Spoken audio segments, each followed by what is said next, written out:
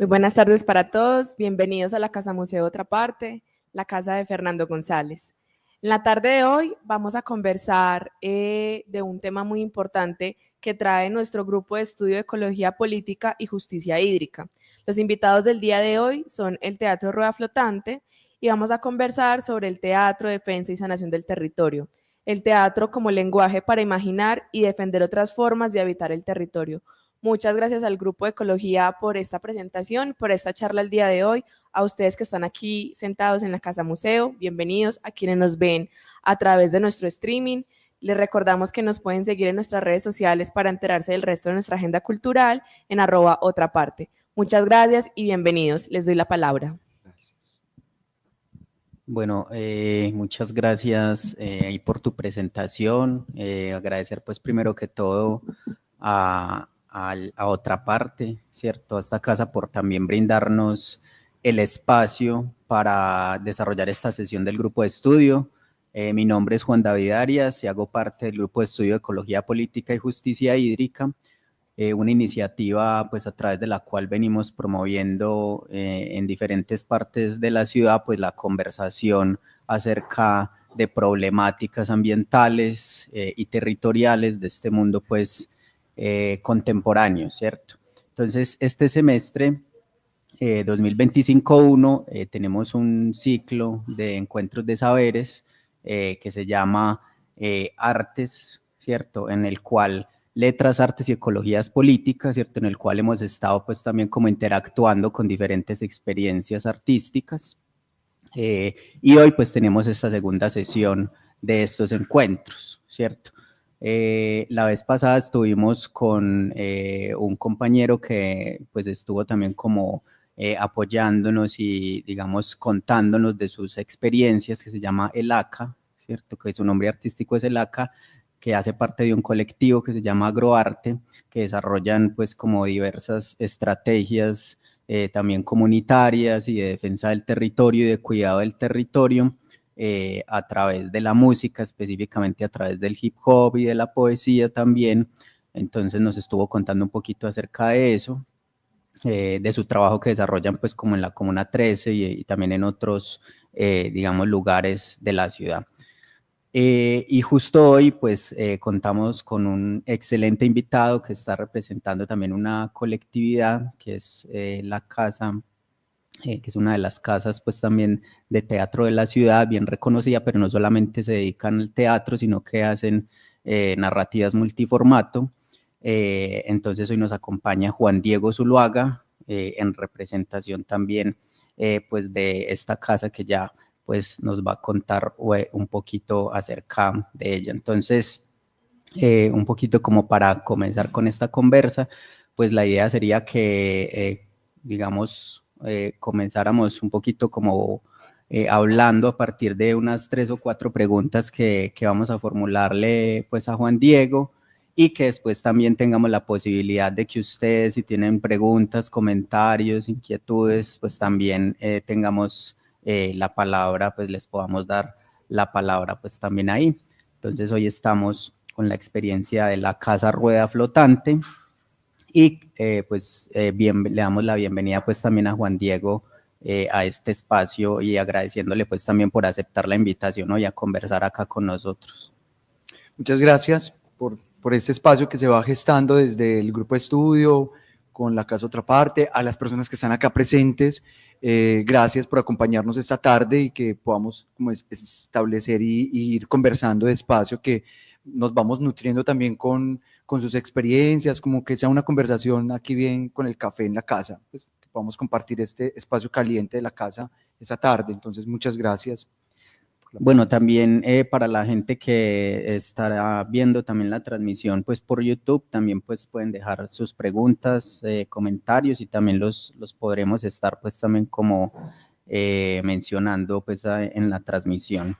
Entonces, para comenzar esta conversación con Juan Diego, y digamos pensaba como en hacer una especie como de viaje alrededor de diversos territorios que habitan pues las personas que hacen parte de esta experiencia, y digamos uno de esos primeros territorios, como lo hemos pues conversado antes con Juan Diego, es precisamente la importancia del cuerpo, ¿cierto? En las experiencias de teatro y de las otras narrativas a través de las cuales nos cuentan sus formas de defender el territorio.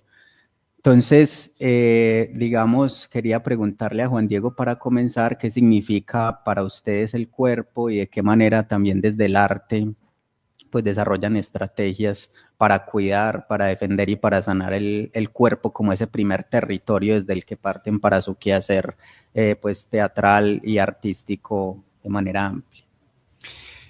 Cuando nos invitó Juan David y que venía trabajando con el grupo de estudio, empezamos como a conocer el trabajo que hacían, que está enfocado, digamos, en una geología, en una geografía, en unos asuntos de la materia, del territorio, y eso que se va extendiendo a todo un proyecto, pues también de un territorio social, de los que están ahí interactuando en el territorio, nos encontraba y nosotros decíamos, bueno, yo preguntaba, ¿y teatro y territorio? Nosotros no ¿por dónde le encontramos el punto de articulación? Pero hay muchos. Específicamente con la experiencia que estuviste en la casa participando, que fue Cardui, que significa en lengua embera sanar desde la raíz, y desde ahí empezamos como a juntarnos en esta conversación, en este diálogo.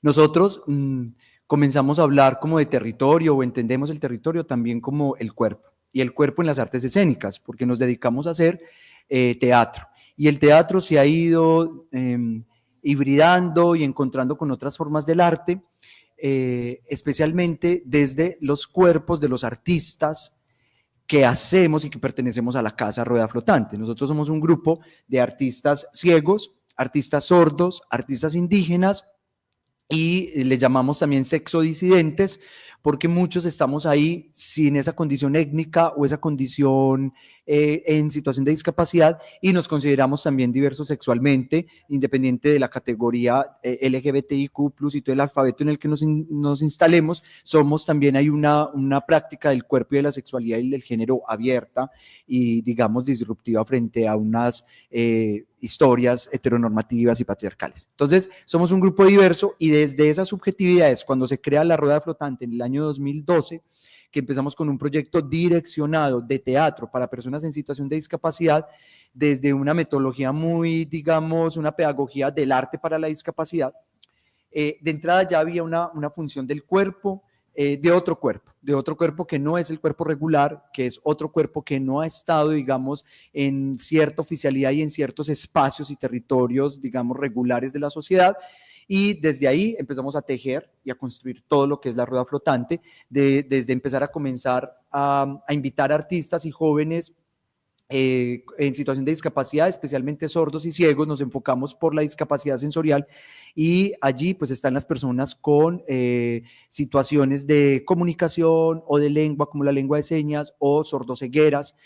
Y en esta discapacidad sensorial, pues empezamos a encontrar que el territorio, el punto de articulación de todo lo que nos iba a permitir desarrollar el teatro era la sensorialidad, es decir, la ceguera, la sordera, y eso es un territorio grandísimo. Y en este camino de los 13 años nos encontramos con los indígenas en Vera Chamí, residentes de Medellín, que son los indígenas que han habitado históricamente y se han asentado en Antioquia y en el Chocó.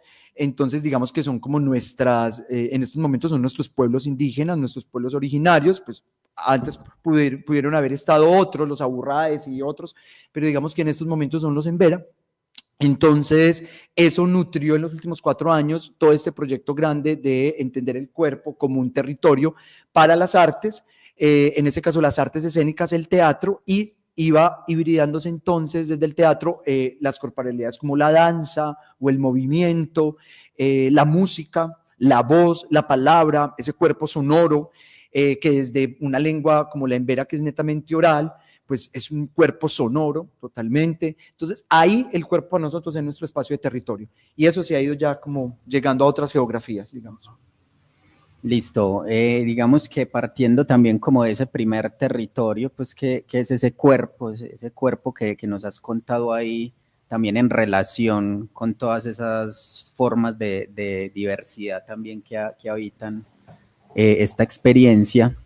quería también como que nos contaran un poquito acerca de lo que significa ya este otro territorio que es la casa que ustedes tienen, porque bueno, para el público que nos acompaña, los compas y las compas tienen una casa que se llama Casa Rueda Flotante en el centro de Medellín, ¿cierto? Entonces sabemos que pues en muchas ocasiones, digamos que la ciudad en sí misma es una territorialidad que puede ser agresiva, que puede ser excluyente, que con ciertas, digamos, formas de corporalidad o con ciertas formas de habitar el mundo, pero ¿qué ha significado para ustedes también, digamos, todo ese proceso de llegar a tener una casa, de tener una casa además en el centro de Medellín, en una ciudad como estas, para desarrollar ese tipo, digamos, de experiencias, porque finalmente pues también sabemos que tener una casa es toda una lucha en sí misma, ¿cierto? Es una lucha por el territorio, por habitar también la ciudad de otra manera. Entonces, ¿qué significa para ustedes ya ese espacio, ese territorio de la Casa Rueda Flotante? Territorializarnos. Ahí estamos viendo videos de una experiencia que se hizo en el 2023 con indígenas en Verachamí, del resguardo Carmatarrúa, que está ubicado en Andes, en Jardín, en el suroeste antioqueño. Y con ellos hicimos unas residencias artísticas en el 2023 y logramos esta performance en la plazuela de San Ignacio. Nosotros estamos ubicados ahí en el distrito San Ignacio, a 2 cuadras de la plazuela de San Ignacio. Ahí logramos comprar una casa con recursos públicos y recursos propios y préstamos, y nos territorializamos el año pasado en el distrito San Ignacio. E hicimos esta performance en la plazuela que se llamó Dachi Rúa Rúa. Dachi es nuestro, Rúa es territorio, por eso el resguardo indígena que se ha conocido y se nombró como cristianía desde hace ya 100 años, no sé cuántos tiene el resguardo, creo que sí, como 100 años. Los mismos indígenas hicieron un proceso de ley para cambiarle el nombre y se llama Carmatarrúa, que hace referencia a tierra rúa de la Pringamosa, porque era todo un bosque y una tierra de la Pringamosa. Entonces, este performance se llamó Dachi Rúa Rúa, precisamente en una pregunta de llegar al distrito San Ignacio, instalarnos allí en esta zona de la ciudad, en el centro de la ciudad, en el centro cultural de la ciudad, y ahí adquirir pues la casa, que eso es otro tema que es grande, es muy bello, porque hace un proceso de gestión cultural para poder adquirir esa casa. Y entender dónde estábamos y por qué esa casa. Y entender era levantar el piso, empezar a entenderlo desde la tierra, desde el territorio, y ahí nos encontramos con ese emplazamiento de la cultura occidental, que fue la Universidad de Antioquia, que fue la iglesia, que fue ese nacimiento, digamos, de la cultura de Medellín ahí, donde se va a instalar la universidad, donde se va a instalar la iglesia y donde va a surgir, digamos, en Medellín, ese centro de poder del conocimiento de la religión, de la fe, y que era también, digamos, una tierra de indígenas, eran asentamientos indígenas, y finalmente van a estar también los acueductos. Entonces hay un subsuelo ahí que nos va a hablar mucho de una ancestralidad de nosotros, los antioqueños, los paisas, los de Medellín, las de Medellín. Y ahí pues también hay un camino indígena prehispánico que va a conectar el cerro de Pan de Azúcar con el Volador. Entonces digamos que hay unos caminos, unos prehispánicos. Está el Museo del Valle de la Burrada por la América, que es un museo privado donde también hay mucha información de toda nuestra, digamos, de todos nuestros orígenes prehispánicos e indígenas del valle. Y por eso, entonces ahí muy bacano que hayamos visto eso. Él está rayando ahí en el piso con carbón, está escribiendo en el piso en el tranvía nuestro territorio, y preguntas en Embera. Entonces la gente iba pasando, el metro iba pasando. Y ahí comienza un ejercicio. Nosotros ya habíamos llegado al centro de la ciudad cuando la corporación la creamos en el 2012. Trabajábamos sin espacios, deambulando por la ciudad, incluso en los municipios. Estuvimos un tiempo en Envigado, en Itagüí, de donde yo vengo, y por ahí, deambulando por el valle, en lugares prestados. Cuando alquilamos una primera casa, fue en el centro. Yo vengo haciendo teatro hace muchos años en el centro de Medellín, y ahí logramos como estar en un ecosistema que nos había acogido, que era el teatro y el centro de la ciudad. Entonces ahí alquilamos la casa también por unas demandas de las comunidades y de los compañeros en situación de discapacidad con quienes trabajamos, porque para ellos el centro es muy accesible, a diferencia de un Prado Centro en el cual una silla de ruedas no puede subir, en el cual una persona ciega se pierde, en el cual hay inseguridad, un barrio como Laureles o La América, en donde no es fácil llegar de todos los barrios. Entonces, el centro sí se convierte en un lugar muy accesible, está el metro, tiene muy buen transporte, tiene muy buena movilidad, y eso hace que nosotros estuviéramos también en el centro. Primero, por una historia que yo ya venía trabajando hace muchos años en el centro, haciendo teatro, y por eso la corporación se funda como teatro, porque es lo que yo hacía. Hoy en día hacemos muchas cosas más allá del teatro. Entonces, llegamos al centro, es un lugar accesible, es un territorio que, pese a todas las condiciones que tenga el centro de la ciudad, esa zona cultural especialmente de San Ignacio es accesible, tiene unos andenes cómodos, está toda la accesibilidad del metro. Entonces, eso también es muy importante, pensarnos en la accesibilidad. Y ya luego empezar a levantar el piso, que es lo que venimos haciendo hace un año, levantar el suelo y entender todo lo que hay ahí emergiendo desde la arquitectura del centro también. Y eso hace que nosotros estemos ahí desde el 2016 en casas alquiladas, y en el 2021, en el 2022 empezamos el proceso de pensarnos con la ley de espectáculos públicos, comprar una casa, y se dan todas las oportunidades, como que todo confabula para que aparece la casa vacía, aparece la casa en venta, porque no es tan fácil. O sea, hay también un asunto muy difícil de ventas de propiedades y cosas en el centro, y apareció justo una casa en la calle más accesible, más tranquila, de las pocas residenciales con casas viejas y familias viejas tradicionales del centro.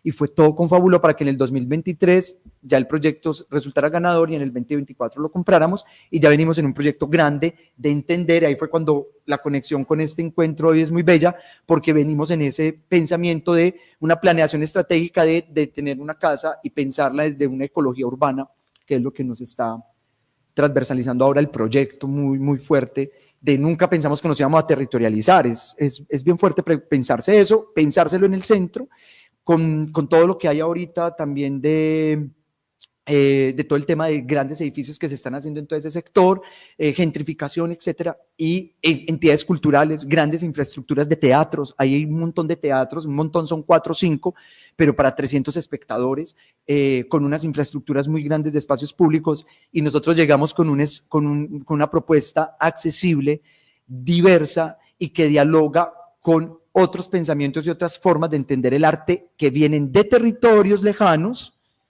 a la ciudad. Entonces ahí hay unos asuntos muy complejos que estamos en un proceso de construcción y de entender esa casa para habitarla diferente. Súper, digamos que muy, muy interesante esto que nos cuentas, Juan Diego, porque justo, digamos, pensando en este ciclo de estos encuentros de saberes del grupo, estábamos pensando como, bueno, por un lado está cómo a través de la música se defiende el territorio, cómo a través de la música se plantean también apuestas ecológicas, ecologistas, de colectivos ambientales, etcétera. Y una de las cosas que nos interesaba también mucho hablar con ustedes era porque sabemos que a pesar de que la casa y la corporación y la organización de ustedes no solamente hace teatro, sino que tiene narrativas pues transmedia, pero nos interesa también mucho saber en este territorio, tanto en el cuerpo como en la casa que tienen allí, cuál es el papel que ocupa el teatro, por qué es importante para ustedes, cómo llegas vos también al teatro y de qué manera vinculas también como a estas otras comunidades y colectividades con las cuales empiezan a trabajar, y por qué es importante el teatro para la experiencia de Rueda Flotante, ¿cierto? Si puedes contarnos un poquito acerca de eso. Bueno, surge porque fundo la corporación con mi mamá y en la corporación, pues como digamos en todo lo administrativo y corporativo. Y empiezo a invitar con los amigos, artistas con los que venía trabajando, y vamos haciendo proyectos con una amiga arquitecta, con otro amigo bailarín y con una amiga de teatro, y empezamos a gestionar como proyectos alrededor de lo que siempre hemos hecho, que es teatro. Entonces, desde ahí, desde esa motivación inicial, pues como desde acá, digamos, la fundación, surge el teatro. Y el teatro, como lo dije al inicio, yo estaba apoyando los procesos de mi mamá, que venía trabajando con personas en situación de discapacidad desde la psicopedagogía y procesos pedagógicos de habilitación, rehabilitación, pero más pedagógicos, y me conocí a las personas en situación de discapacidad y trabajé en varias entidades de la ciudad. Ese trabajo con la discapacidad me llevó a preguntarme mucho por, digamos, montar una corporación. Yo llegué a un momento en la vida en que ya tenía 30 años y yo dije, ya no hice nada sino teatro, y ¿qué más voy a hacer? Voy a seguir haciendo teatro. Entonces ahí como que surge la necesidad de montar la corporación y empecé a encontrar una línea de hacer obras de teatro. Eso era, punto, como regular. Pero una línea de trabajo desde la formación y exploración desde la discapacidad. En esa, digamos que el siglo XXI ha traído muchas cosas, entre ellas grandes discursos y grandes marcos legales para volver a dar un giro a los derechos humanos, que ya se había dado ese giro en los años 50 con la declaración con la UNESCO y la creación de los derechos humanos en los años 50. Digamos que hay un giro muy grande en ese principio del siglo XXI para volver a hablar de la raza, de las migraciones, de los gitanos, de las minorías, de todo el asunto del odio contra las negritudes en Estados Unidos, y en eso aparece la Convención Internacional de los Derechos de las Personas en situación de discapacidad. Este marco, yo creo que la humanidad hace un giro muy importante en el siglo XXI que nos permite tener una mirada diferente sobre la otredad. Y a mí me empezó a motivar mucho eso, también en unas búsquedas personales sobre la identidad, en un montón de discursos que hoy en día hay unas ganancias políticas, hay casas de derechos, hay leyes, ya está la ley trans, pero eso han sido luchas políticas muy fuertes de muchos años. Entonces, cuando algo aparece, como eso de aparecer, el aparecer es muy bonito en la estética, apareces porque ya hay una emergencia de una fuerza que está moviéndose y está el territorio perfecto para, digamos, poner el énfasis en estas subjetividades o en estos otros cuerpos que son los de la discapacidad. Entonces, ahí hay una cresta muy alta, muy bonita, y esos cuerpos de la discapacidad, cuando yo propongo trabajar con ellos, porque ya había toda una sensibilidad y un trabajo, digo, voy a hacer teatro con ellos, a alejarme un poco del teatro que venía haciendo, de la palabra, y encontrar otras vetas personales, como de explorar el arte, que ya estaba aburrido del teatro que hacía, y fue muy bello ver un grupo de sordos haciendo canciones en lengua de señas. Yo dije, eso es lo más teatral. Y empecé a indagar y a crear talleres para jóvenes sordos de teatro, talleres para ciegos, y ahí me encontré con otras formas del cuerpo impresionantes, porque ya eran otros cuerpos, el cyborg, otros asuntos que ya estaba la sociedad poniéndolos ahí en el territorio de lo social y de la participación, pero encontrarlos desde la estética, desde el arte, y explorar otras formas de hablar.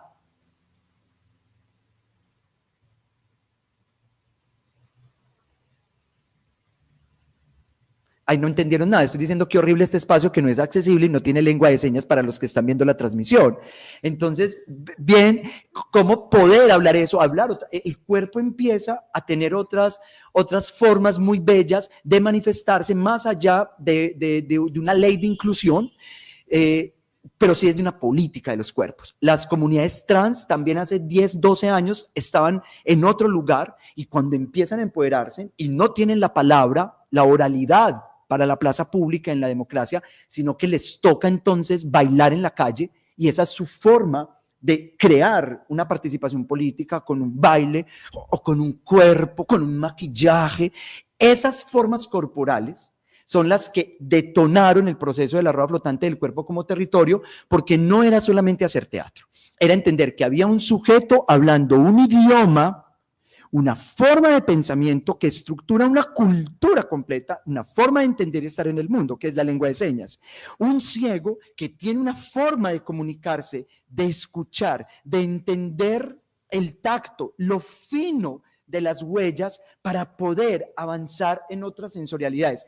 Ese cuerpo se expande en el teatro, y entonces hay otras búsquedas y otras necesidades que ya no son solamente el teatro, sino que eso nos llevó a otros lugares. Al lugar de la lengua nativa, entender que la lengua de señas es una lengua nativa que fue declarada en el 2016 lengua nativa, es hace muy poco. Entonces, ¿qué pasó antes del 2016? Pues, ¿qué pasó? Que no era considerada una lengua nativa, por lo tanto era un balbuceo, no estaba en ese estatus de pensamiento, porque nuestra casa de pensamiento es el lenguaje. Entonces, si tienes una estructura, un idioma que te permite estructurar códigos comunicativos para entender al otro, eso es muy importante. Entonces, vamos a cumplir casi 30 años de la declaratoria de la lengua de señas como lengua oficial del país.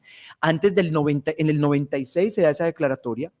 Antes del 96, la lengua de señas no era oficial, era prohibido enseñarla, era prohibido hablarla. Entonces, ¿un sordo qué hacía? no tenía una lengua propia en la cual manifestarse. Entonces, digamos que todo este proceso ha sido muy importante. Cuando se declara lengua nativa, nos abre el panorama de la rueda flotante y ya no es solamente el teatro como potencia del cuerpo y del gesto, sino que hay que trabajar en la literatura. Hay que hacer literatura en lengua de señas para poder fortalecer la lengua y que sea un idioma pesado.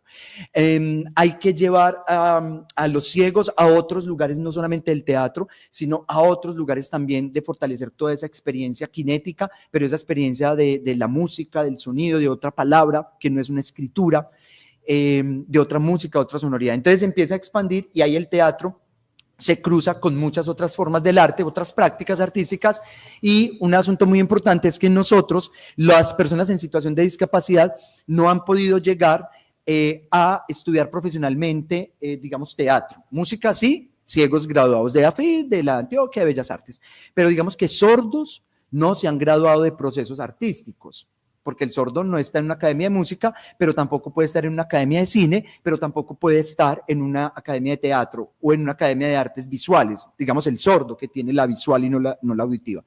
Entonces nos empezamos a encontrar con que las personas en situación de discapacidad no estaban dentro del ecosistema de los mercados culturales. Entonces, el arte que ellos hacen es un arte amateur, técnico, no es profesional, no se valida en los mercados del arte, no vale, y es el aplauso tan bonito que lo hace.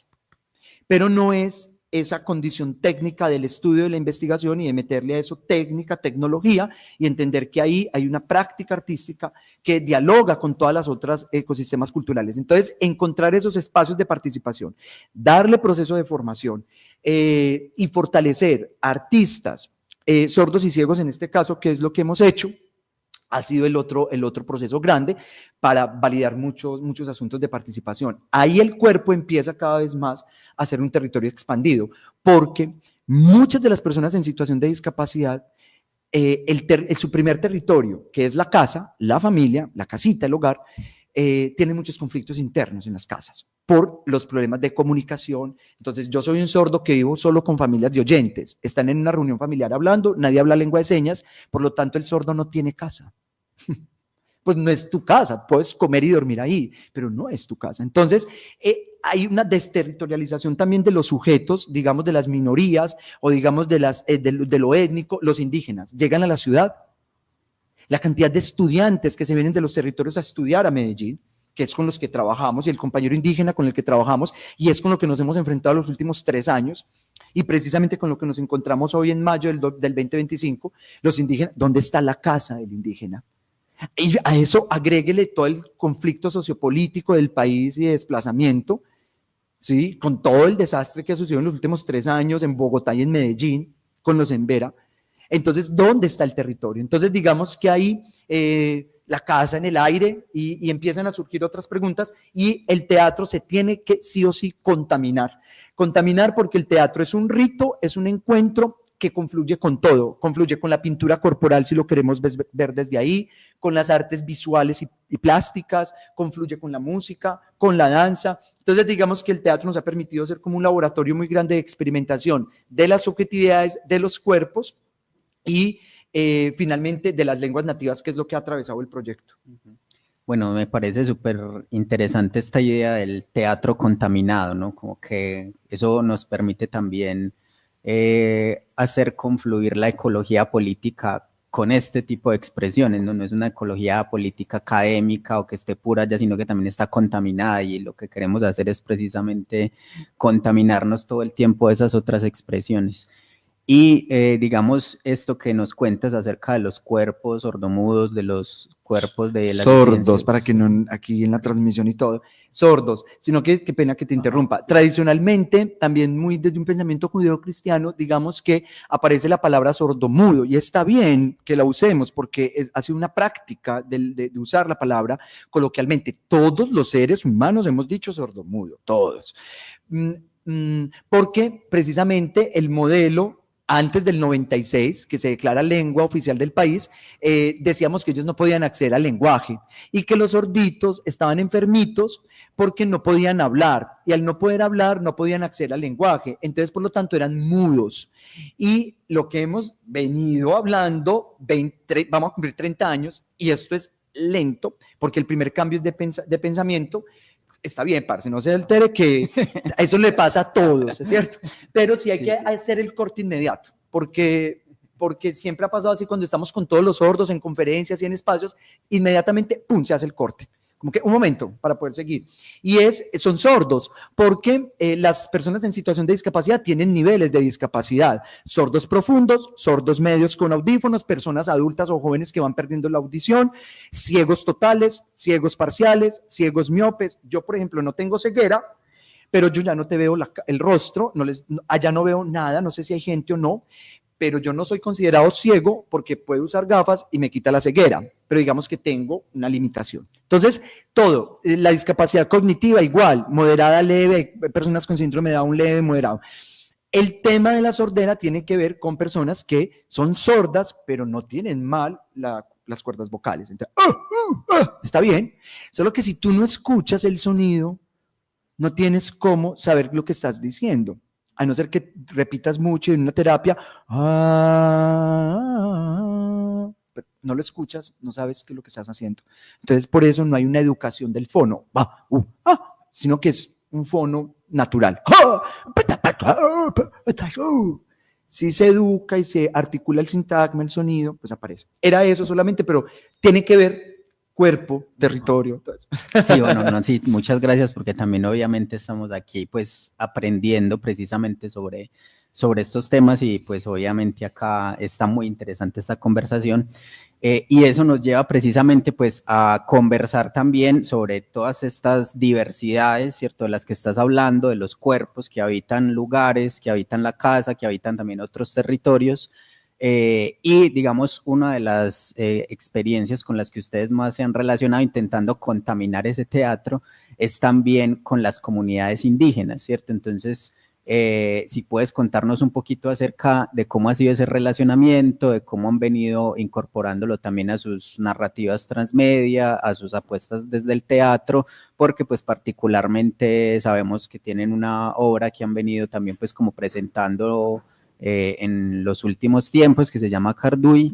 Y bueno, ¿cuál es, digamos, la historia de esta obra? ¿Cómo ha venido, digamos, siendo su relación con este tipo de comunidades y cómo eso los conecta también con otros territorios, ¿cierto? Porque ya estuvimos en el cuerpo, también estuvimos en la casa en el centro de Medellín, pero ese relacionamiento también con esas comunidades indígenas pues los lleva a ustedes también a otros territorios como el Chocó y el Urabá. Bueno, ¿qué es lo que pasa ahí como en ese tránsito por esos diversos territorios que ustedes están trabajando?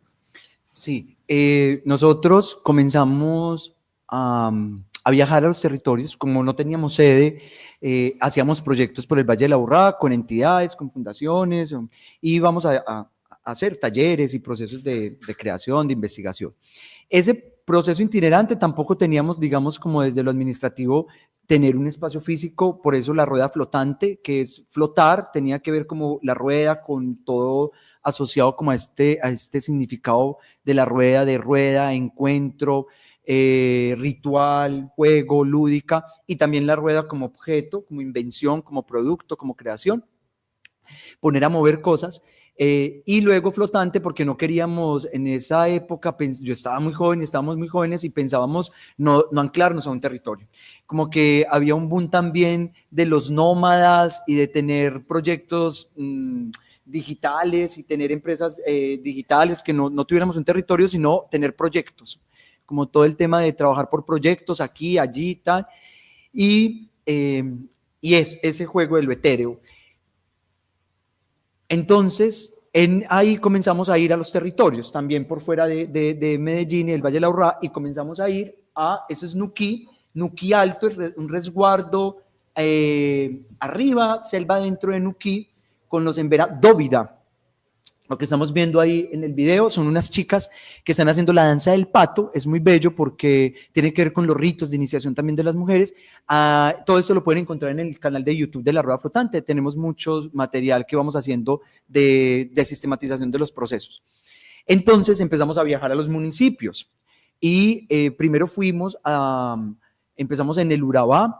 Habíamos hecho un proyecto muy bello con unos amigos que tenían un grupo de música en Chigorodó que se llamó Bulla y Tambó. Ellos hacían bullerengue, con ellos hicimos un acercamiento muy bello, hicimos una puesta en escena acá en el Parque Berrío sobre el tema del desplazamiento y empezó como un contacto con el territorio, con Urabá, con la gente de Urabá, y entonces nos dimos a la tarea de ir con un proyecto financiado con apoyos del Ministerio de Cultura, de esas convocatorias públicas, a ir a los colegios públicos, porque Urabá tiene mucha población y desde hace muchos años Urabá tiene aulas de inclusión, aulas para personas en situación de discapacidad, entre ellas aulas para sordos. Está el Colegio de la Madre Laura en Dabeiba, hay unos colegios en Chigorodó, unos colegios en Apartadó, el SENA en Apartadó, que reúne como gente de todo el Urabá, sordos, en programas. Ya tenían toda una infraestructura muy grande desde hace muchos años, digamos, educativa, porque hay mucha población sorda, o sea, una concentración de mucha población sorda en el Urabá.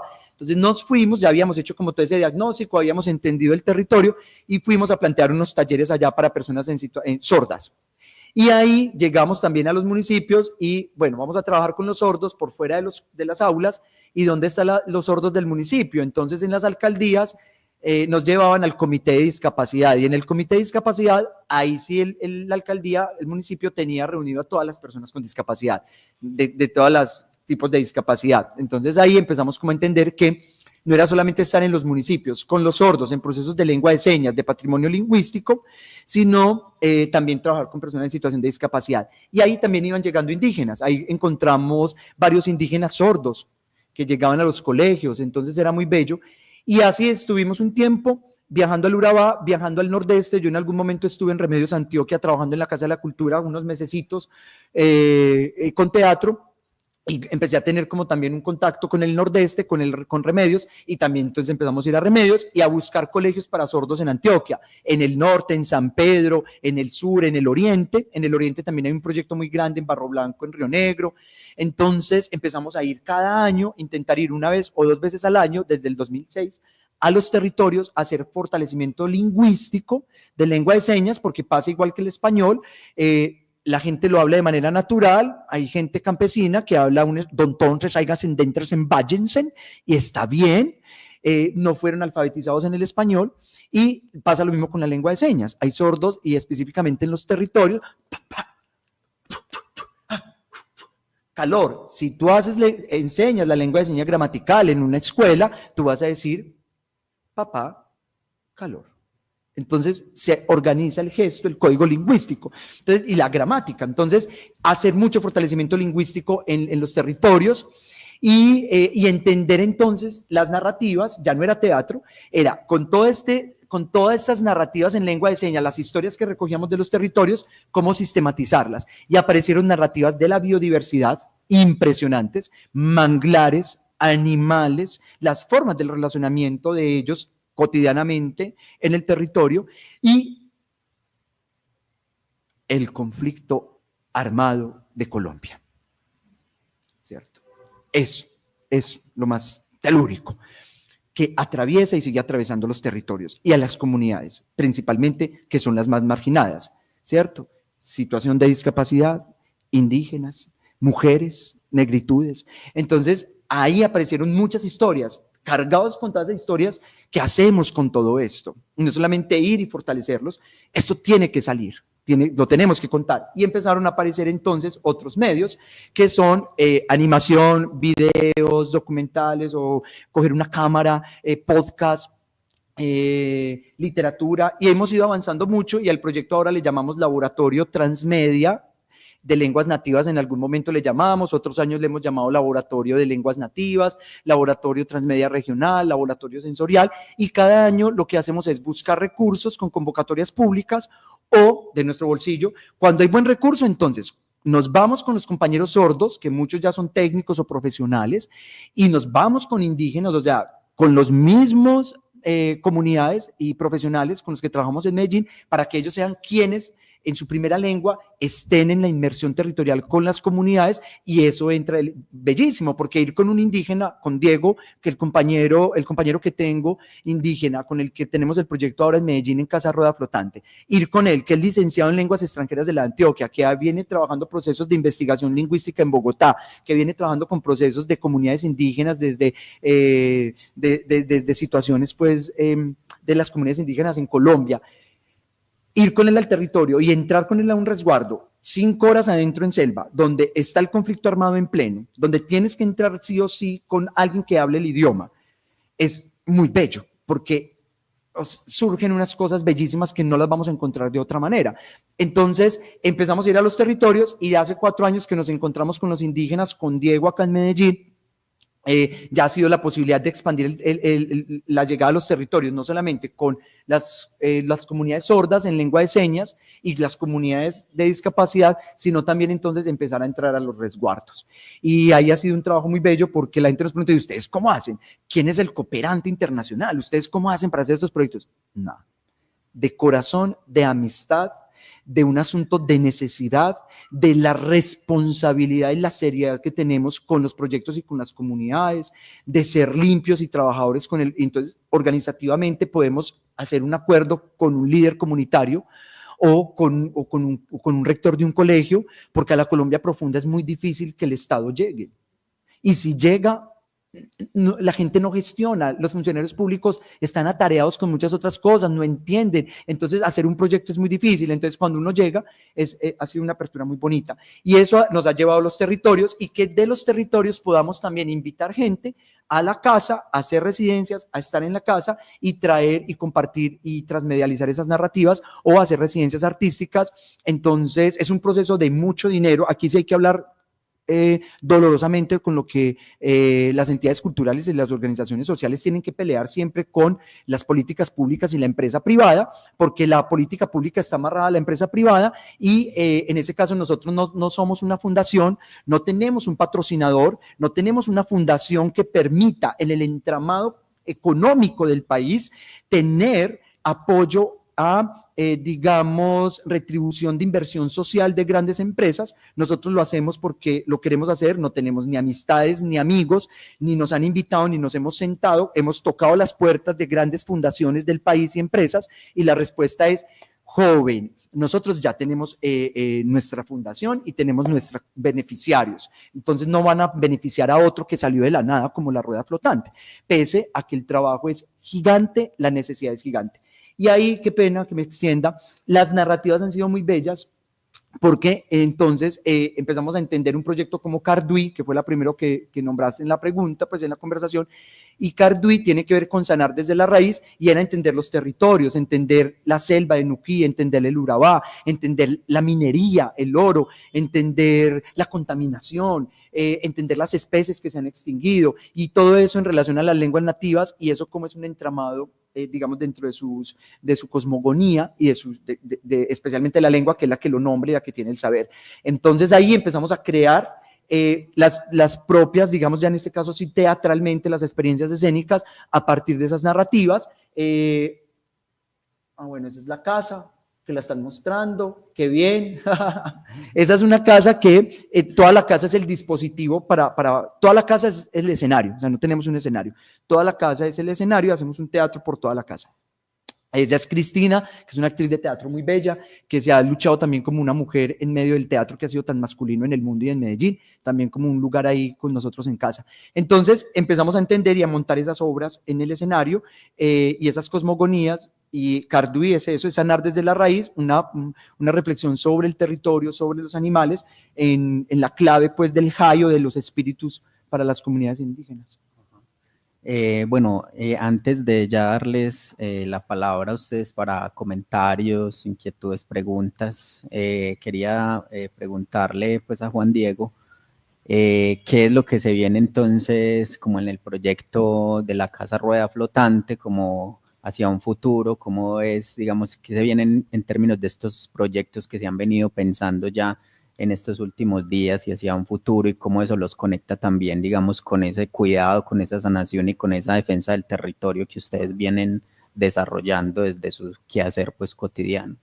Bueno, lo primero es, volvemos otra vez a las personas, a ese territorio del cuerpo con quienes estamos, los que integran la rueda, los que van todos los días, los que van sin plata, los que estamos ahí trabajando todo el día en el arte y manteniendo la casa, sosteniendo como toda esa infraestructura y fundamentalmente pues creando, porque para eso nos encontramos, para crear. Eso es lo primero que hay que sanar, porque estamos atravesados por múltiples violencias y en la condición, digamos, de vulnerabilidad de una persona en situación de discapacidad. Al compañero sordo lo atracaron en el centro yendo a la casa hace un mes. El primer atraco es un celular. Todos estamos dispuestos a que nos atraquen, dispuestos, pues, oiga, pues, dispuestos. Estamos ahí para, y luego a los 15 días se les llevan el computador. Entonces, digamos que no es lo mismo que me lo hagan a mí, que puede estar distraído y embobado viendo algo y que me atracaron o que estoy... Todos somos vulnerables, pero hay más vulnerabilidad en alguien que no escucha, en alguien que no ve, en alguien que va con un bastón, en alguien que tiene una movilidad reducida, en alguien que de pronto no entiende tu idioma español, porque la gramática no es esa. Entonces le pasa a los indígenas que van donde el médico o van a unas consultas o están en un lugar y no juntan, porque la gramática es otra. Entonces esa vulnerabilidad es muy, muy delicado. El reto es generar una calidad de vida, porque son jóvenes sordos, ciegos, indígenas, que no tienen acceso a la educación pública en teatro. Voy a decirlo específicamente, la Universidad de Antioquia les ha negado el acceso 2 veces a 2 compañeros sordos que se han presentado a teatro. La respuesta es: ganaste, todo perfecto, pero la universidad pública, esto viene desde la Asamblea Departamental de Antioquia, porque los amigos y colegas, yo he sido docente de la Universidad de Antioquia con procesos de cátedra, pero uno sabe que estos son estamentos políticos que escapan a las voluntades de la gente que está en la Universidad de Antioquia. No hay ajuste curricular, no te podemos atender. Van a otro lugar, no hay cómo. Entonces, porque son arribas, o sea, son políticas grandes de recursos, porque vuelvo y digo, esto es de dinero, aquí no hay voluntarios, aquí no es de trueque ni de que yo te pongo y tú me das, aquí es de meterse la mano al bolsillo, porque una carretera vale, un ascensor vale, el mantenimiento de un ascensor vale, o sea, la accesibilidad vale, pagar a un intérprete en lengua de señas, no es de voluntarios, esto es de meterse la mano al bolsillo. Entonces, el asunto es que eso es el primer reto, como los que llevamos ahí 13 años, los compañeros ciegos que llevan 10 años, los compañeros sordos que ya llevan 4, porque ha sido un proceso también de formación humana, política, que ya tienen su proyecto de vida con la casa, que ya tenemos un proyecto de vida y lo tenemos en una planeación estratégica a 25 años, mínimamente que lleguemos, yo llegaría a los 50 dentro de 5 años, pero que ellos que tienen 30 lleguen dentro de 20 años a sus 40 años, que son jóvenes. Hay un compañero ciego que es papá, hace un mes es papá, tiene 28 años, vive en Medellín hace 3 años, es boyaco, tiene su proyecto de vida aquí, es magíster en oboe, graduado de Bogotá, de la Universidad Distrital, trabaja en las calles, en la rueda flotante le damos 200.000 pesos mensual. Yo no estoy pidiendo caridad, pero sí estoy diciendo que uno de los retos para nosotros, en nuestro caso, es que los que integramos la rueda y nos hemos metido a fortalecer ese proceso con una casa territorializada, es generar dignidad para una trabajadora como Cristina, que es mujer, que es graduada de teatro, para mí, que tengo una maestría y yo no gano ni un dinero de nada. Entonces, digamos que sí es una calidad de vida para el artista, digamos en este caso sordo, ciego, el artista indígena. Eso es lo primer reto. El segundo reto sería la construcción de la casa. Digamos que nosotros queremos adaptar ese espacio y con eso pues es como el cierre bien bello, porque la casa está ya, estamos trabajando como en los diseños y en los planos y todo para lograr otro recurso, otra convocatoria pública. Afortunadamente tenemos un sistema de cultura, digamos, muy exitoso frente a otros países y nosotros damos fe de eso, celebramos a la política pública porque con ella hemos logrado muchas cosas a punta de concurso, de mérito, de no tener que pedir nada, sino de demostrar el trabajo diario y constante de lo que hacemos y con eso ganarnos las convocatorias públicas. Entonces, digamos que hay otro proceso grande que es el diseño de la casa. Ahí nos estamos pensando un vientre de sanación, como le llaman los indígenas, o la maloca, que sería una maloca en todo el centro de la ciudad de Medellín, también con un domo para la voz. La voz es el aliento. Ahorita venimos con Juan Esteban de Alquimia, Cuerpo y Voz, que es un actor de Medellín que tiene un proyecto bellísimo a través de la investigación de la voz, y venimos indagando mucho la voz, el aliento y ese lugar de la palabra como este, que es tan poderoso y que se necesita tanto el diálogo. Entonces también tener un espacio para la palabra, la voz, y es una casa que tiene que dialogar con la ecología urbana. Entonces también las especies, los árboles, digamos que ahí ese es el reto grande que lo tenemos a mediano plazo, casi que a unos 5 años, y 25 años ya de una planeación estratégica para que eso sea sostenible en el tiempo para los que estamos ahí, para las nuevas generaciones. Tenemos un proyecto con nuevas generaciones de artistas y motivando para que artistas diversos pues puedan tener un espacio para que en 10 años puedan tener las condiciones para tener un espacio bellísimo. Y que puedan trabajar tranquilos. Entonces, más indígenas, más personas con síndrome de Down, más personas en silla de ruedas, más personas diversas que puedan tener este espacio en Medellín. Y no solamente local, sino nacional e internacional, porque tenemos encuentros internacionales en casa. Entonces, vienen muchos artistas de otros lugares. Bueno, muchas gracias, Juan Diego, ahí pues por permitirnos también como viajar por esos distintos lugares a través de los cuales ustedes desarrollan su trabajo desde el teatro y esas otras narrativas transmedia. Bueno, con eso yo también quería abrir un poco la palabra pues a ustedes, o si hay alguna pregunta o comentario a través de la transmisión de YouTube. Bueno, si ustedes tienen alguna pregunta, comentario, podríamos hacer una rondita, ¿cierto? De, digamos, comentarios o preguntas, y ya después también como darle de nuevo pues como la palabra a Juan Diego. Entonces, si alguien de pronto tiene pues algo que comentar, algo que preguntar, pues... bienvenido, bienvenida. Pregunten hasta lo más loco como la rueda flotante, cosas así disparatadas nos encantan, automáticas del cerebro, que eso detona muchas cosas, ¿no? ¿Ustedes están ubicados al lado de Homero Mansi? Sí, señor, estamos justo en la cuadra de Homero Mansi, que ha sido muy bello porque pues ese centro cultural se ha sostenido ahí por más de 50 años, muy reconocido, y digamos que esa cuadra estaba muy en silencio, porque el Homero Mansi está en la esquina, y es una cuadra muy residencial de familias muy tradicionales todavía, y nosotros llegábamos a General de eso también. Sí. Sí.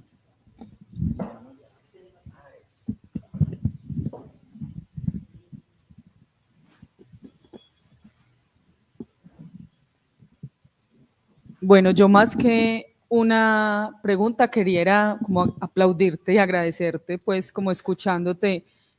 Siento que todos los que estamos acá, más quienes están en la transmisión en vivo, pues quedamos como muy conmovidos, pues, pero no lo que vos decís, o sea, no desde, ay, qué pesar, estamos trabajando con esta población, ¿cierto? Que ha sido relegada, invisibilizada, sino como aplaudirte por todo ese esfuerzo que han hecho contracorriente, y como vos decís, desde el mérito y desde el trabajo diario, continuo, pues se han logrado territorializar y tener ese espacio físico en el centro de la ciudad, aún pues siendo tan complejo, como decía Juan, esas dinámicas ahí en el centro. Entonces, primero agradecerte como desde, pues también agradecerte por aprender todo eso, que también uno te escucha como desde toda la ignorancia. Entonces, muchas gracias por todo el trabajo que han hecho, y también lo conecto con pues esa, además de incluir pues como en ese teatro sensorial que hacen con población como tan diversa, también pues como todo ese trabajo que han hecho tan bonito con la naturaleza, pues lo que vos decías de esas personas, cómo se relacionan, o sea, aprender esos otros lenguajes también no verbales, y cómo saben también del territorio, lo que decías de los manglares, lo que decían en el Chocó, en el Urabá. Entonces también qué bonito, más que todo era como agradecerte por todo lo que nos has contado hoy. Bueno, no sé si hay algún comentario, pregunta, también otro comentario, pregunta antes de darle la palabra otra vez a Juan Diego. Sí.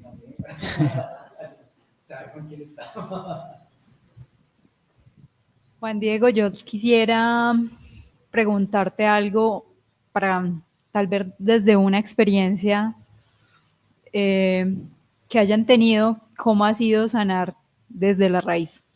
Por favor. ¿Algún otro último para antes? En la transmisión están preguntando si las obras llegan a zonas rurales. Listo, entonces, bueno, por la transmisión nos dicen que están preguntando que si las obras llegan a espacios rurales. Entonces tenemos esos comentarios, la pregunta de sanar desde la raíz y lo de las obras rurales. Entonces, Juan Diego. No, lo de sanar, si nos hemos sanado desde la raíz, es muy difícil. No, es muy difícil, porque entendiendo como los compañeros en Vera, la curación, pues, viene desde la práctica del jaibanismo. En los Embera no hay chamanismo, digamos que es jaibanismo. Yo tengo entendido que el chamanismo tiene que ver más con el sacrificio. El jaibanismo tiene que ver con las plantas. Los Embera, Jai significa espíritu, Jaibaná significa el médico, la médica tradicional. Y tiene que ver pues como con esa sanación del espíritu, pero también a través de las plantas con la sanación del cuerpo, de las enfermedades del cuerpo, en ese equilibrio constante de estar con la naturaleza. Entonces, la sanación desde la raíz tiene que ver con una sanación desde el espíritu. La carduí significa sanar, y en esa etimología profunda, la raíz tiene que ver con el espíritu, ¿cierto? Y eso conecta pues también como los 4 elementos desde el jaibanismo, el agua, el fuego, los elementales. Entonces, eso es un territorio que yo no conozco, yo así rápidamente, porque es muy complejo, creería que para mí, que soy un occidental, siempre he hablado mucho de las tecnologías del yo de Foucault, en la medida en que la palabra sana, porque también las prácticas digamos, del jaibanismo, el chamanismo, cuando uno va a la palabra, al mambeo o a las comunidades nativas originarias, la palabra es muy importante, y por eso el chamán tiene la palabra, o en todas las religiones. Creo que la palabra se ha desplazado mucho, el poder que tiene la palabra se ha desplazado, se ha trivializado mucho en el momento actual. La inteligencia artificial eso es lo que ha hecho, y entre más nos desenfoquemos del poder que tiene la palabra, el aliento,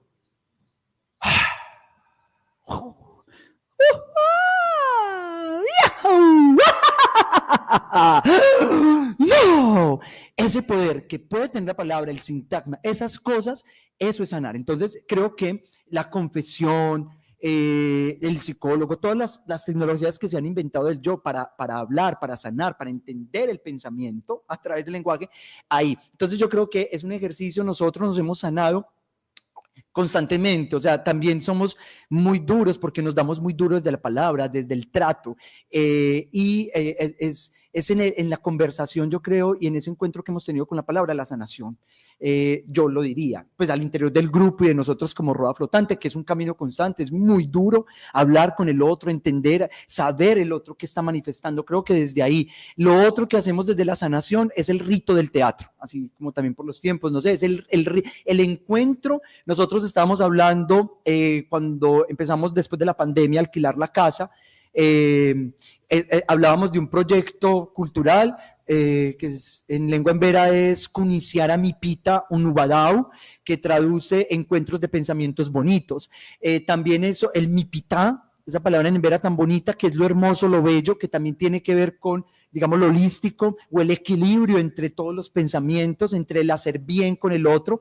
Si el animal hay que sacrificarlo para que me dé comida, hay que pedirle respeto al animal y hay que saberlo sacrificar, porque finalmente en la reproducción y en esa cadena alimenticia, él con otro ser dará vida a otro ser para que yo me alimente, pero yo cómo se lo devuelvo a esa especie, ¿sí? Entonces, hay una mujer boliviana que es Elvira Espejo, es una indígena boliviana bellísima que habla de eso, ¿cierto? De ese estar bien, de ese mipitá tan bonito. Entonces ese encuentro bonito, ese pensamiento bonito con el otro es entendernos. Yo creo que desde ahí el rito del teatro es lo que nos ha permitido ese encuentro por las noches, es el lugar de encontrarnos como hoy en esta presencialidad, en este sudar, en el vernos dormidos, en el estar atento, en el vernos y sentirnos en la piel, ha sido también un espacio de sanación, porque la pandemia nos dio una distancia impresionante. Empezamos a hacer, después de pandemia, el teatro sensorial en la oscuridad, que nos ha traído conflictos con muchos espectadores,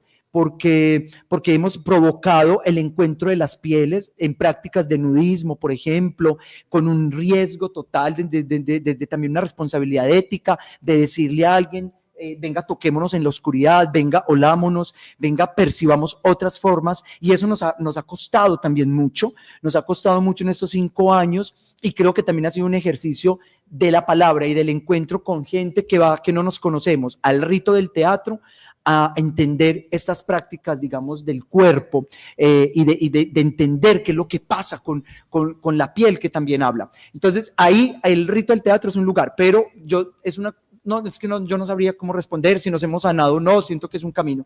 Y la pregunta que nos hacen, sí, vamos a territorios, vamos a la ruralidad, es costoso. Yo siempre hablo de esto porque no es fácil salir, ni uno solo, ahora uno con un grupo de 7, 8 personas, andamos en fila india con los ciegos, ellos son independientes, Damián ha vivido solo en México, en Argentina, en Chile, los ciegos salen solos por Medellín, rumbean, digamos que ellos han logrado una independencia, los del grupo, muchas situaciones de cada subjetividad. Pero los viajes implican unos costos de movilidad y de producción. Lo hemos hecho, a veces vamos porque queremos de nuestros propios bolsillos, entonces lo podemos hacer. Bienvenida a las propuestas. Tenemos un proyecto muy bello que se llama Casa de las Estrellas. Casa de las Estrellas es una recopilación que hizo Javier Naranjo, un escritor, un docente y poeta de Medellín. Él hace muchos años en un aula de clase le preguntó a sus estudiantes, niños, que dieran significados de palabras. Abuela, una señora todo el día en una mecedora. Colombia, un partido de fútbol. Y hizo una recopilación que le llamó Casa de las Estrellas porque un niño le preguntó qué significa el universo y dijo Casa de las Estrellas. Esa recopilación la cogimos, la llevamos a la lengua de señas, la hacemos en títeres de sombras y luego el Banco de la República lo invitó para ir por todo Colombia a preguntarle a los niños en medio del Tratado de Paz qué significaba la paz y la guerra. Entonces los niños en diferentes regiones le decían, paramilitar, mi tío cuando me trae una colombina, guerrillero, el señor feo que vino un día y tocó mi puerta y nos maltrató, policía, ese que todo el tiempo iba peleando en el pueblo, y empezó, perdón, cuando mi abuelo le vendió la vaca a mi abuelita y mi abuelita se puso muy bravo y le dejó de hablar 8 días y después mi abuelo le trajo otra vaca y la perdonó. Entonces es muy bello ese proyecto, lo cogimos, lo adaptamos a títeres de sombras y contamos el conflicto armado del país, las violaciones de niñas, abusos sexuales de niñas que las narran, todo el conflicto armado del país en sombras de títeres y en lengua de señas, y lo hemos llevado por municipios, por pueblos, y muchas otras obras, no solo esa, sino que quería traer esa porque es una obra que nos ha parecido muy bella, la hemos llevado a muchos lugares y que ha sido un ejercicio muy bello desde los niños y las lenguas. Eso. Listo, nos dicen que tenemos otras 2 preguntas ahí a través del YouTube, no sé si de pronto están por ahí. Ya mira, nos dicen, dentro de tus experiencias y andamiaje, ¿por qué crees que en la educación en Colombia no se toca mucho los temas de cultura indígena o inclusión de personas con alguna discapacidad? Esa es una de las preguntas. Y la otra, no sé si está por ahí, ya seguramente la vamos a ver. La otra era la de ruralidad. Bueno, listo, entonces esta pregunta, Juan. Bueno,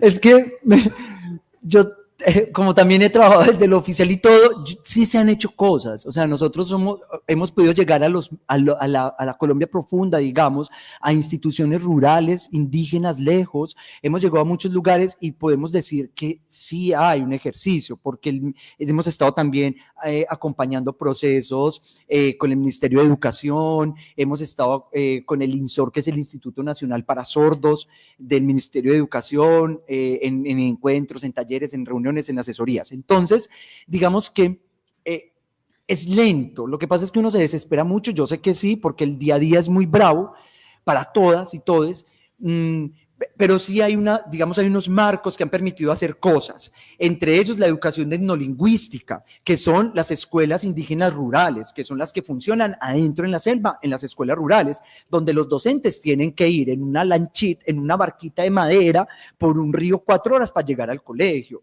Así es, porque lo hemos hecho y hemos ido, donde hay colegios para sordos o para personas en situación de discapacidad en los municipios. Antioquia tiene un proyecto grande que contrate incluso tiflólogos, o sea, personas ciegas que a veces ni siquiera tienen que tener título universitario, pero sí ya todo un conocimiento y una experiencia en tiflología, manejo de ábaco, de braille, de habilitación y rehabilitación para el bastón, que los contratan para que acompañen, aunque sea un solo estudiante ciego en un solo municipio, porque la ley lo dice, por un solo estudiante en situación de discapacidad debe haber una atención o una persona, en este caso tiflólogo para ciegos o lengua de señas.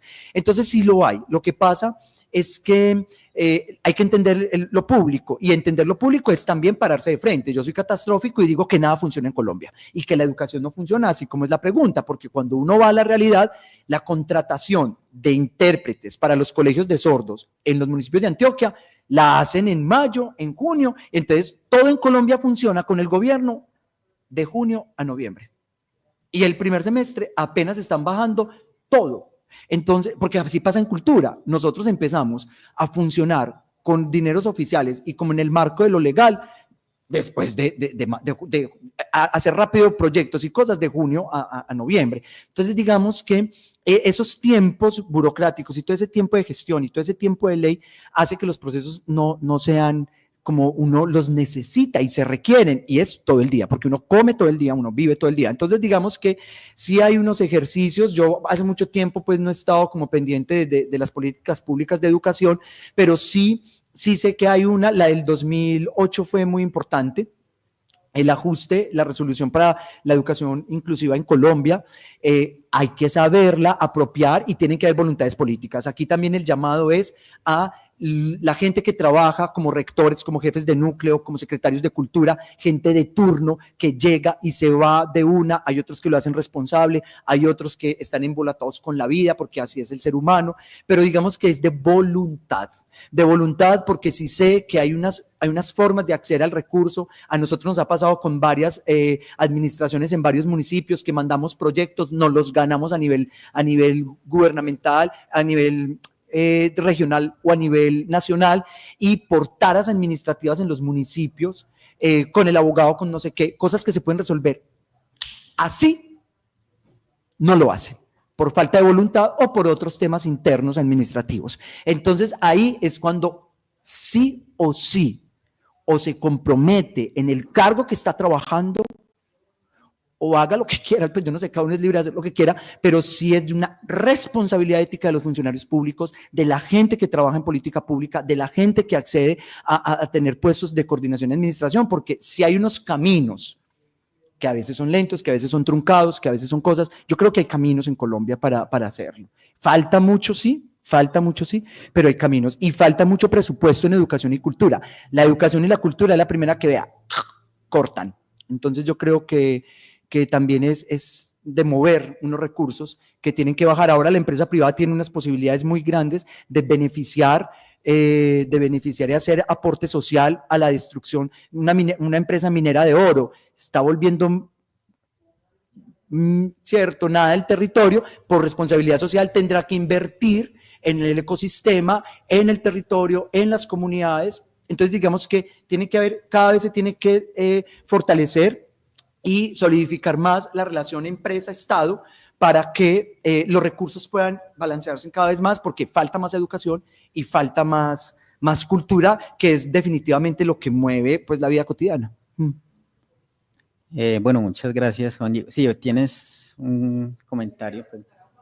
Sí, de pronto, a ver, yo les llevo el micrófono para que se escuche ahí por la transmisión. Bueno, yo quería preguntarle a Juan, ¿cuál es ese sueño que lo mueve todos los días y que él dice, el día que lo logré, rueda flotante, llegó a lo que yo me imaginé? Que esto es para lo que estoy acá. Sino que no por la...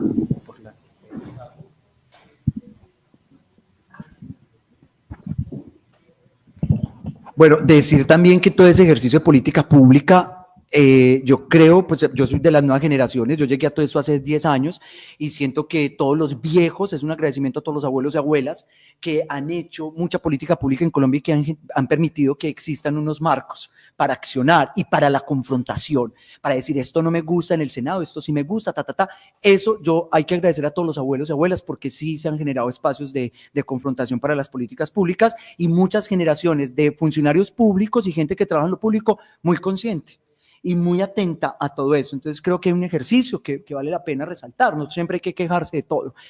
Bueno, y gracias a todos estos que están ahí también, nosotros desde el lado de lo social, desde el lado de la calle y los que están ahí trabajando en lo público. No, creo que estoy cansado de eso. No de soñar y no de imaginar, porque eso es lo que me mantiene vivo y creo que es lo que nos tiene que mantener vivos a todos. El jaibanismo también es una práctica de curación pues, de los indígenas que tiene que ver con los sueños. Creo que el sueño es lo único que nos tiene, creo que el sueño es la realidad, tal vez. Pues no sé, pues parecería que todo esto fuera un sueño. Entonces, sí, la imaginación siempre es un músculo que se divierte trabajando, o sea, nunca paro de imaginar y de soñar y siempre es un lugar en el que no sé dónde es, pero siempre hay que llegar a ese lugar, todos los días me quiero levantar a ese lugar, a ese país de las maravillas, a ese lugar en el que todos queremos estar bien, pero me cansé de eso, entonces yo creo que es el presente, es siempre estar muy atentos como en el presente para no agobiarse. Siento que hay mucha enfermedad mental y la enfermedad mental tiene que ver con el constreñimiento del deseo. Entonces, cuando el capitalismo constriñe el deseo y te pone a desear y a desear y a querer, vas a vivir angustiado y aburrido porque nunca estás satisfecho. Entonces, el deseo es algo que nunca se va a satisfacer y eso es muy rico porque ay, qué rico en ese momento comerse algo bien rico, no sé, tomarse algo rico, volver a hacer el amor, qué rico volver, ¿cierto? Como a sentirse, a tocarse, qué rico volver a encontrar a otra persona, qué rico. Y eso es insatisfecho, pero si te pones a constreñir ese deseo y no se disfruta. Entonces yo creo que el ejercicio, y es muy duro, es muy difícil, y esto no es un coaching ni mindfulness, esas cosas de estar bien, sino que eso es la realidad. Pues a mí alguien me dijo un día en la vida, no es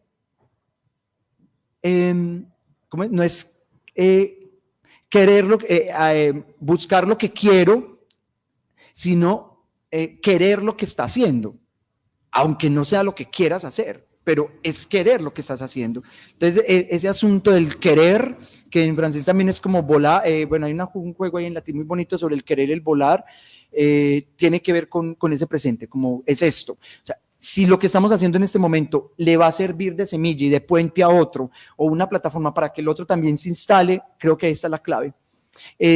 Sin pensar mucho en el futuro, pero sí pensando en que esto le sirva a otros también para seguir caminando y para seguir sosteniéndose. Creo que ahí está el reto y eso es lo que yo me levanto todos los días y sueño y digo, bueno, que este pensamiento, que esta forma de accionar, que este territorio, porque ahora el reto y en lo que estamos enfrascados, digamos, es la casa, sin necesidad de territorializarnos. Siempre escribimos en los proyectos, la casa es territorio, pero también es lugar de desterritorialización.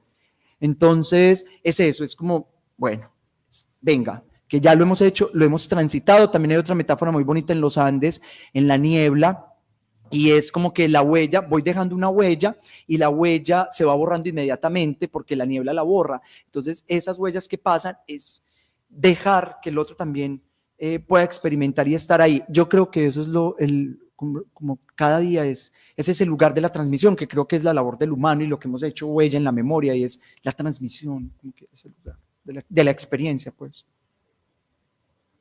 Bueno, muchas gracias, Juan, como por compartirnos, por haber aceptado la invitación acá. Creo que nos has dejado muchas ideas para seguir pensando esa relación entre el arte, las letras y la ecología política, tal como lo hemos pues también imaginado en este ciclo del grupo de estudio, y agradecerte pues también porque nos has llevado a través de la palabra y también a través de las imágenes a ese viaje que estábamos pensando por esas geografías diversas que parten también como de eso que nos contabas en un inicio acerca del cuerpo, como primer territorio, pero que eso también nos fue llevando como a la casa, una experiencia de una casa en el centro de Medellín, donde se hace teatro, pero también se hacen narrativas transmedias con diversas comunidades con las que trabajan, y después también al Urabá y al Chocó, pensándonos también con las comunidades indígenas, con las comunidades afro, la defensa del territorio, el cuidado,